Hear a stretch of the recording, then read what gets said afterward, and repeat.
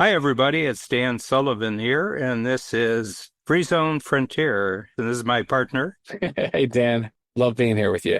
and we're doing a podcast on a tool from Strategic Coach called When Are You Great? Okay. And Steve, what triggered this idea for a tool was just a phrase that I picked up, and, sort of like little phrases might be in the Wall Street Journal, but it was from Walter Payton, who is a great Hall of Fame running back for the Chicago Bears. What the phrase was is when you're good, you tell everyone. When you're great, they tell you. Okay. And it just struck me as an important distinction. hmm So that's where this whole thing began.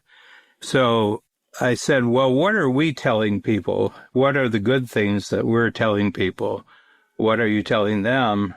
And I went through, and this is right out of our membership sales presentation. This is what our salespeople talk about.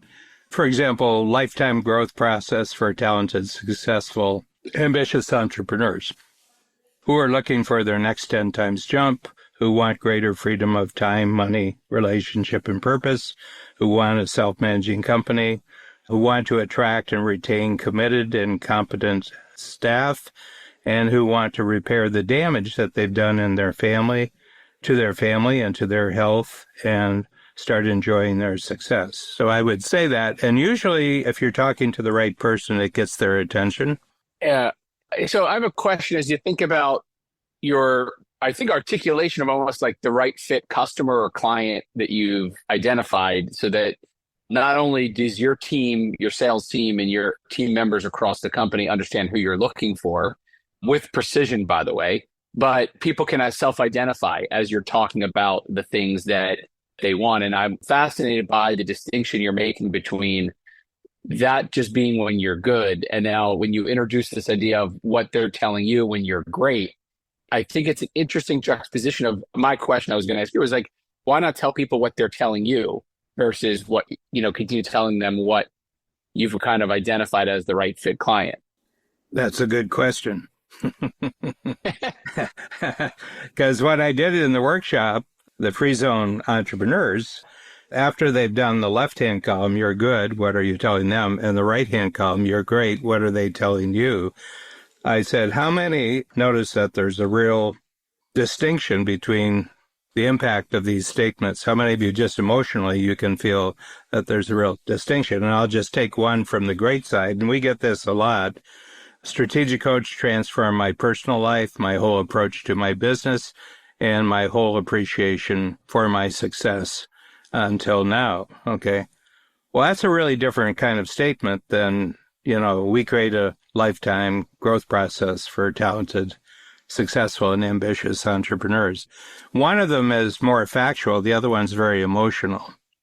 It's funny because as I look through this list, I could be reading you this a list of why you're great, right? To me, it's almost like why they come and why they stay, right? So you hear these things on your left and you're like, oh, those are the things I'm looking for. That's what I want. But then the truth is you have transformed my life and my whole approach to business, my whole approach to my development of my family, my relationships, my health, all of those things. And I look through the list of things you've got here about greatly expanding ambition for future success. I've been in the program over 25 years now, and I think about how positive batteries included and how energetic I am to other people as a result of I think, plug-in that I get every quarter or every time I join a connection call or do any of these things to feel surrounded by other people who are creative, who are growth-minded, who share, I think, a lot of the things that you outlined on what you said on your good side. So it's interesting. These are the reasons to stay for 25 plus years in a program that offers the things that you outlined, which are items that are factual, but yet not emotional. One thing that came out in the conversations, I'm just sort of reporting back on just people's response to this thinking tool. They said, why am I not saying the things on the right-hand side? And I said, well, I've got a question for you. If you tell people on the left-hand side all the bullet points that you have there, how many people tell other people about this? We had discussion around it. People said, Nobody passes on that information to anyone else. And I said, but what about the right-hand side? Do they share this with everybody? And they say they share this with everybody. And I said, if you don't have anything written on the right-hand side, marketing is not your problem. So what I got here, that actually in truth, what gets talked about, both telling and being told, you have to combine those two sides. Not that one replaces the other side, it's that you have to combine the two sides. Yeah, it reminds me of goal and result. When you think about your goal might be, I'm looking for greater freedom of time, money, but like the result ends up being greatly expanding your future success, your personal success, your relationship success. So it's an interesting thing. So you're looking at it going, no, it's not about which one, it's about combining both sides. Yeah. Yeah, it's interesting. Well, the big thing is that you're saying the stuff on the left because you are, in fact, in competition. But they're saying the things on the right because they don't think you have any competition. Yeah. So is one the how and one the why? Like, it's an interesting combo. And I'm actually interested in, have you brought this back to your sales team and talked about how this would affect, if at all, the marketing materials or the sales conversations? Mm-hmm. Just starting that process because I wanted to test it out for a quarter in the workshops. I mean, I don't test anything out on my team members because I'm writing checks to them. I do test them out on people who are writing me checks. That's the whole thing here. But I would say that the other thing about this is that on the left-hand side, you're trying to make a convincing argument. But on the right side, you're being told what your compelling offer is. Yeah. It reminds me of, there's another saying about people don't remember what you said, but they remember how you made them feel. Mm-hmm. And what's interesting is when I do talk about, I'm reflecting both on my experience in strategic coaching, what I hope is and believe is the experience that entrepreneurs have in startup health. And I think the idea of how you're making people feel transcends what you do for them, or at least say, people often forget what you did for them or can't articulate exactly what you did, but they do remember how you made them feel, and whether that be supported, empowered, whether it be more freedom, whether it be the ability to feel like they can achieve what it is you're telling them. It's just a very interesting way of almost curating out the list mm-hmm. and not making it one or the other. But I like your thinking around both of them. Mm-hmm. That wasn't how I thought about it when I first heard the idea of when you're great.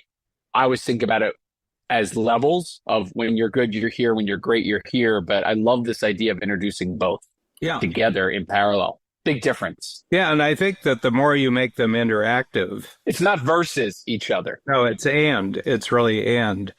I mean, there is something, if they don't know you, that you have to have some statements, that describe what the process is that they go through. But on the other hand, it's very, very crucial to get statements and get life experiences that are communicated that kind of tell you what the impact on the right is of everything on the left. Okay, so now I'm going to bring up something we were talking about before we started recording the podcast, which is measuring impact. We were having this conversation about, if I can say, around what Peter Diamandis brought up about impact, and I live in a world where we do talk about long-term impact on Alzheimer's disease or type 1 diabetes, or the different things that our companies are working on solving. And you talk about it's hard to measure impact, but what you just have on this right-hand side is impact. Mm-hmm. It is impact on people's lives. It's not the idea that you spend a day every quarter going to Chicago or Toronto to spend a time in a workshop and you meet good friends and you learn new things and you stretch your thinking. It's actually, you're transforming people's lives. You're helping expand their ambition. You're helping them be a more positive force of energy around their friends and family and team members. So there is a big impact here. Mm-hmm. And its question is it measurable? And you brought up the question is, can you measure impact? Mm-hmm. Or how would you measure impact? Because you said, can you? How would you measure impact? And I think it's an interesting column of items that are all impact driven. Yeah. I learn a lot from people's interaction with the thinking tools, and that's how they get improved. And it's also how new thinking tools get created. is an interactive discussion with what their actual experience is. And I'm getting a lot more of it these days of the right-hand side, because this is what they are telling other people who are attracted to find out about Strategic Coach.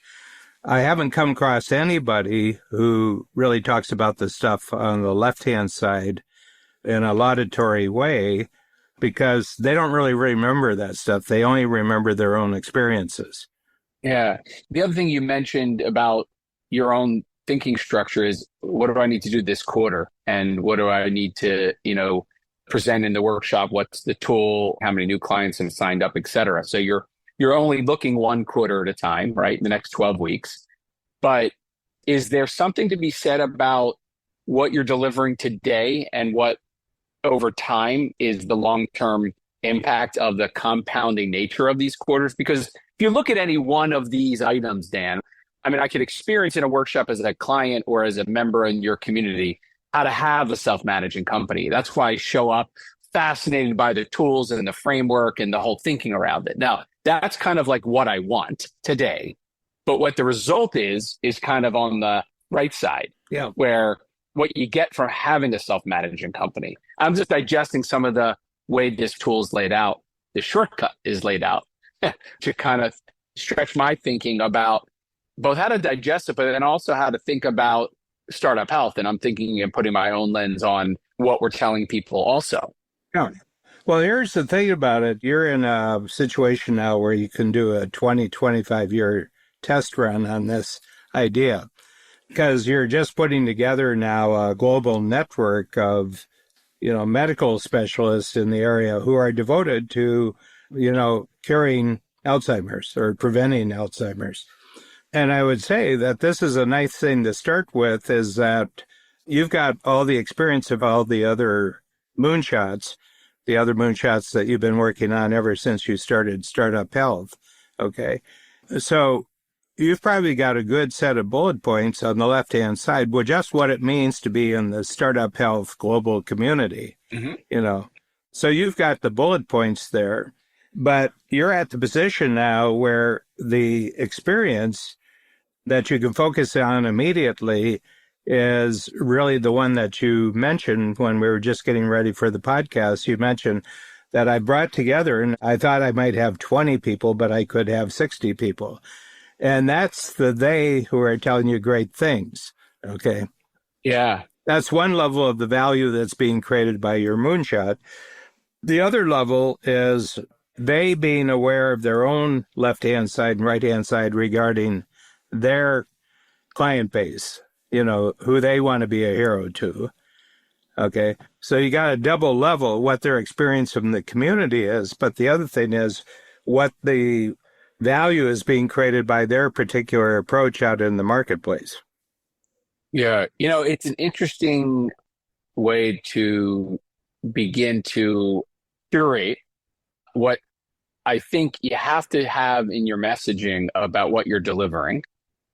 And then the word testimonial is coming up in my mind as I'm thinking about the hundreds of testimonials we have that often don't mention the commodity or tactical stuff that you say, like a workshop or a showcase. There's like things that we do that are the product names of things that we do, that we have listed on our website or in the materials. But the testimonials are far more emotional.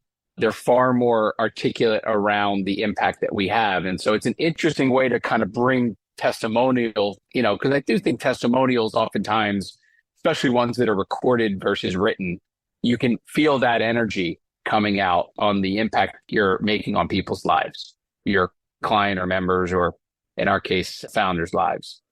Mm-hmm. And then in the course of the exercise, we say, well, you got a lot of things written down at the top. And what I'd like you to do is sort of consolidate the three best on the left-hand side and consolidate the three best on the right-hand side. And what I suggest to them that should be the heart of their ongoing experiential development of the value that they're creating in the marketplace. It's both sides. You have to tell them what you do, but you also have to tell them what happens when they participate in this.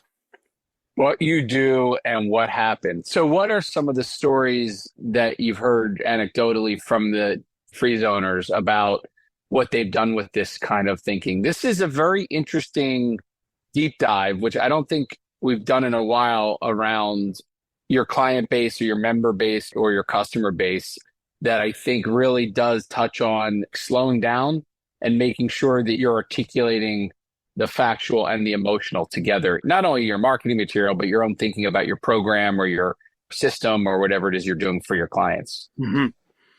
Yeah, and it seems to me that from our standpoint, internal at Strategic Coach, is that are we actually communicating and being communicated to that matches this list?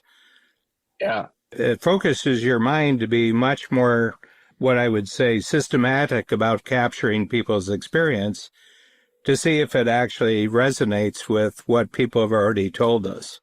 And that gives you sort of a quality control.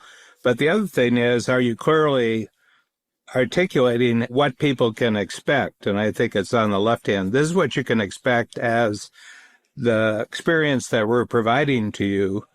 But on the right-hand side, we want to also hear about, and we also want to capture what you are experiencing when you're not in the workshop, Yeah. in the 90 days between workshops. And I would say, I didn't think about this before we started the podcast, but you just told us about the amazing impact of just putting together this community in the world of Alzheimer's scientists, researchers, doctors. And it just seems to me that this is a good starting point for you because clearly you have in mind 25-year framework.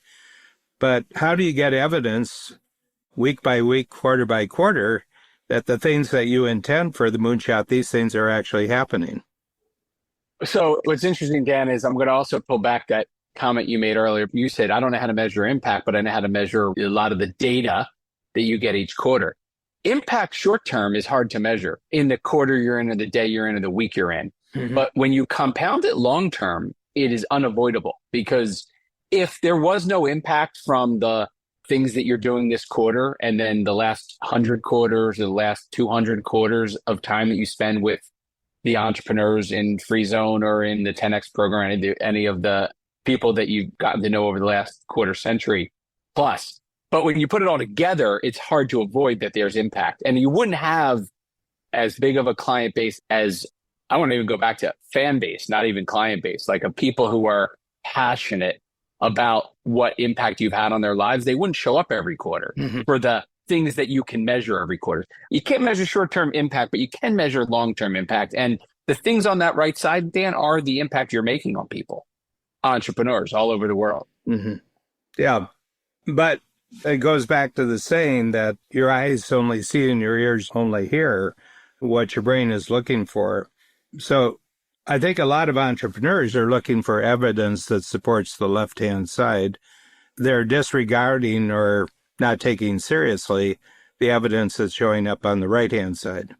Yeah, I'm now seeing it as short-term, long-term. I'm seeing it as what you do, how you make them feel. There's a whole bunch of synonyms here, right, that you could keep going down if you go down left side, right side here, that I think are important. You always talk about 0 and 1, the binary nature of everything. I think there's something very powerful about connecting the long-term to the short-term. Yes. Really powerful. And not only long-term and not only short-term. Because if you only talk about the long-term impact of showing up every quarter and learning the shortcuts and being a part of the community is going to have, if you only talk about long-term, I don't think people can touch that and feel that and understand that. Well, okay, what do I have to do today? And on the flip side, if you just keep focusing on short-term and you don't know where it's going, that's dangerous also. So I think there's a nice marriage here of a number of other things that you can use to get value out of this tool. Mm-hmm. So let me ask you a question. You just got introduced to this in the last hour. Right off the bat, tomorrow, just talking about the team at Startup Health, is there something that you would do that would be a change of approach to how you're positioning yourself in the marketplace, just to attract people in, but positioning yourself with a particular community related to one of the moonshots? Yeah, I mean, what's incredibly timely about going through this shortcut today is that we're in the midst of the launch of this Alzheimer's moonshot. We announced it 4 weeks ago, and we've had a surge of interest of people, founders, academic founders from all over the world, Alzheimer's and related disorder focused founders and research teams working on a next generation of innovation who were immediately taken by the idea of joining a community of other like-minded innovators. And coupled with getting an entrepreneurial education, coupled with getting access to a network of mission-driven funders, and the whole host of what I would say was listed in the press release as all the elements of the moonshot, right? We've got this community, we've got this program in Health Transformer University that's going to help them learn how to talk and act and think like an entrepreneur, and then become sustainably funded.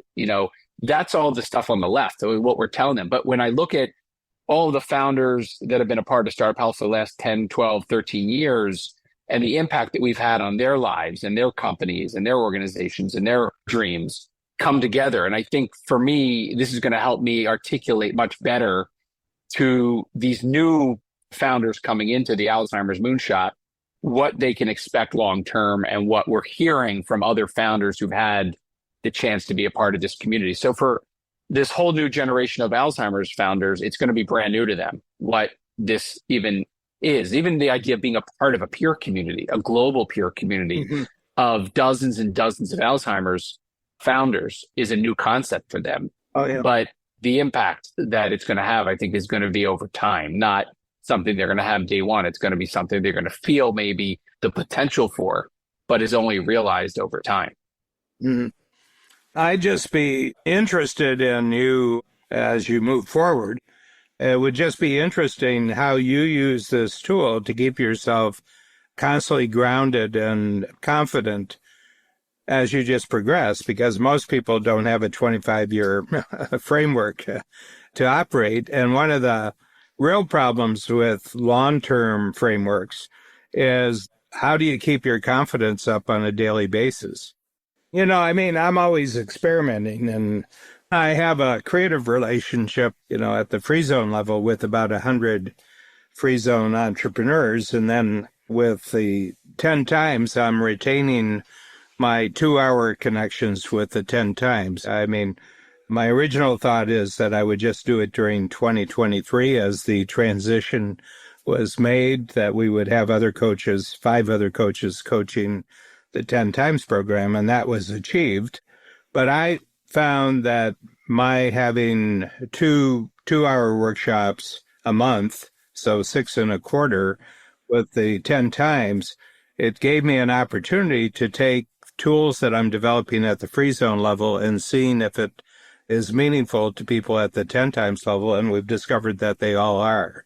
But it also, I make a point in the 2-hour sessions, that the material I'm showing you is actually free zone material. Yeah. Okay. And we've noticed a real quickening of the cycle in which people decide, okay, I'm ready for free zone. But we're also pulling people up from the signature level. So I've got these 3, signature, 10 times, and free zone. And I'm noticing that my being there in just these 6 times 2 hours, 12 hours a quarter is having a profound impact on the movement of people from the bottom level to the middle level to the top level. In the course of the year, you have 200 or 300 10 times people who are attending at least one of these.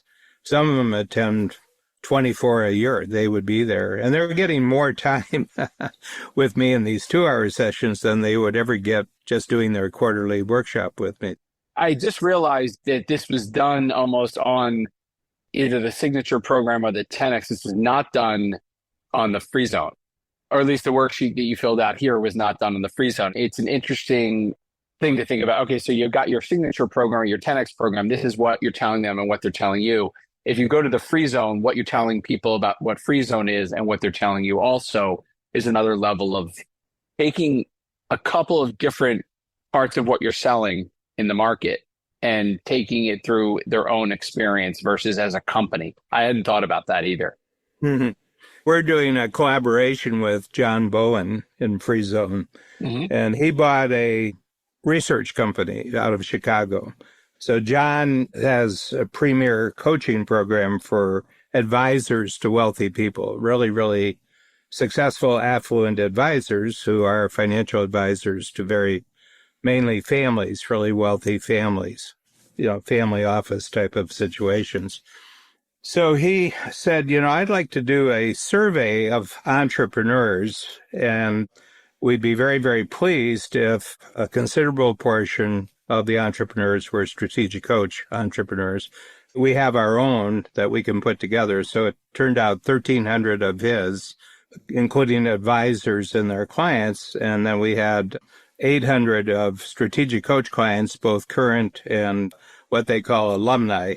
There is no such thing as a strategic coach alumni, but I went along with it. So they had a whole period of questions that were very specifically financial structuring, financial processes, financial advice. And they had about 16 questions, related to how people were doing. And then there were about 12 questions of ours, which related to, yeah, but is any of it making you happy? So free days, how much free time do you take? What's the quality of your relationship with your family? What's the culture of your team that you put together? So I looked at everything that would be easy for strategic coach clients to answer because it's what the program is all about. So we got the survey back, and it's massive. I mean, it's got about 150 pages. It's a massive survey. Then what they did for us was broke out the contrast between strategic coach entrepreneurs, the 800, and the 1,300 others. And it was stark. The difference was stark. Okay. And I'll just give you three that really impressed me. Yeah. Optimism about the future. So with the non-strategic coach clients, it was very low. It was like 5% of the 1,300 were optimistic about the future. With strategic coach, all the current clients, it was 95%. And all the strategic coach people who had been in the program, it was about 50%. It was just stark, the optimism about the future. The second one was, what's the relationship between work time and time off?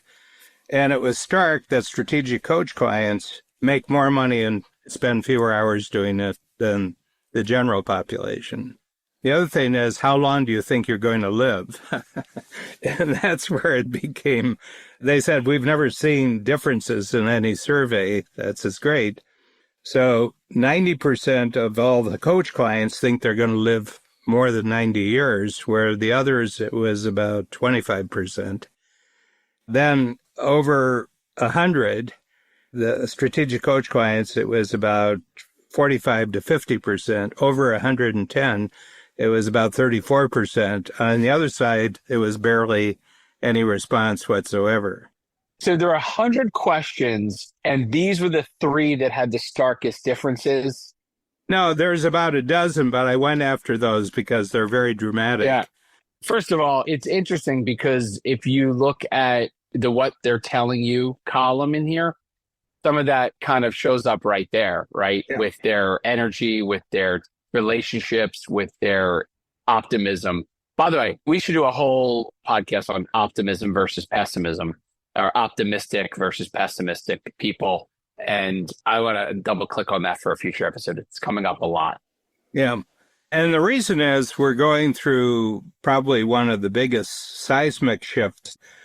And it's my simplification of what I've learned from Peter Zion. And his main tools for analyzing the future of any country over the next 30, 40 years is what is your geography and what are your demographics. So that's always been his two things, that who you are as a country and what you can expect for the future. You combine where in the world you're situated. And the second thing is, what's the makeup of your population? And the key spot is, how many people do you have between 20 years old and 50 years old? Because that's the productive generator, that's the profitable generator of any population. And then how many new babies are being born, because that predicts 20 years down the road how many 20-year-olds you're going to have. Okay, so that's the general thing. And I've read the last book of Peter Zeihan, great book, The End of the World is Just the Beginning. He said that the world situation is just a function of what the United States is deciding to do with its future.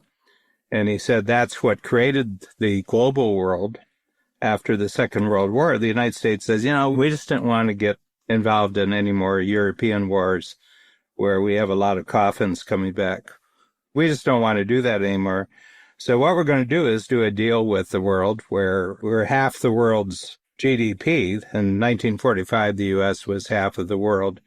And we got a lot of money, and we're producing a lot of stuff. And what we're going to do is that we're just going to lend you any amount of money you want so that you can create your own manufacturing industrial economy, and you can make products and you can sell them into the United States, no tariffs.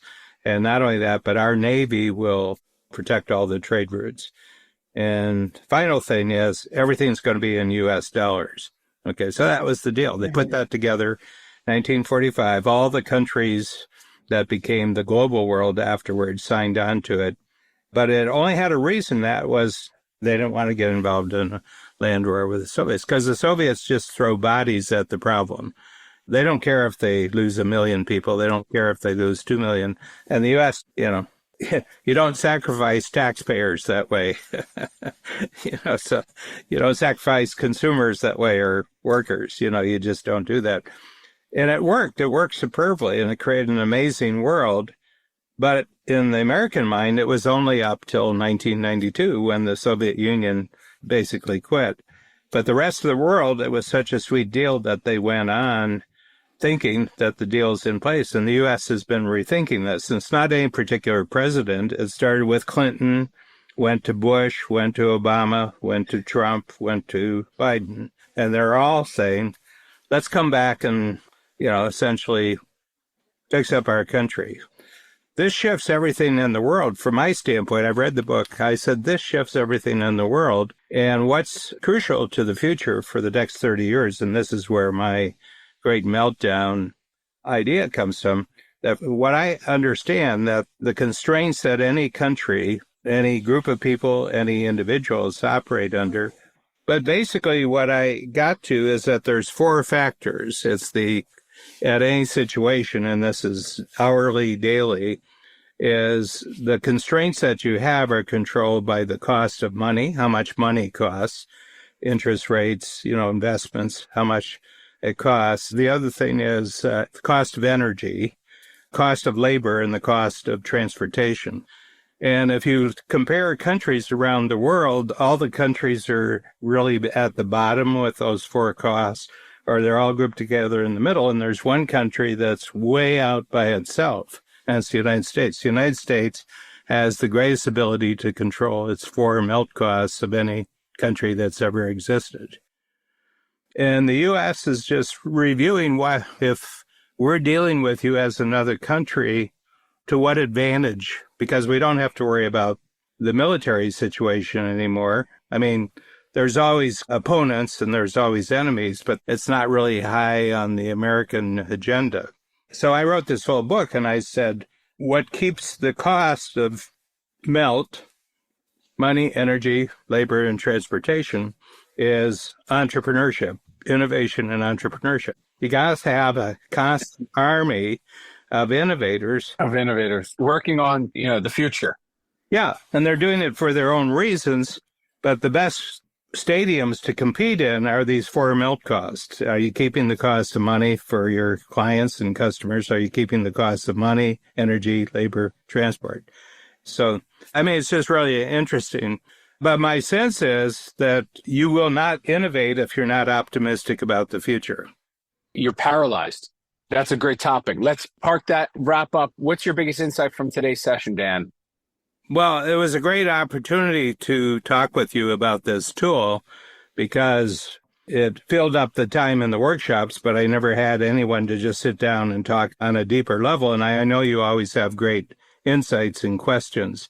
So I've learned a lot about this, but I'm thinking about that this is a great planning tool. Yeah, it's a terrific planning tool. My big takeaway is it's a great marketing tool.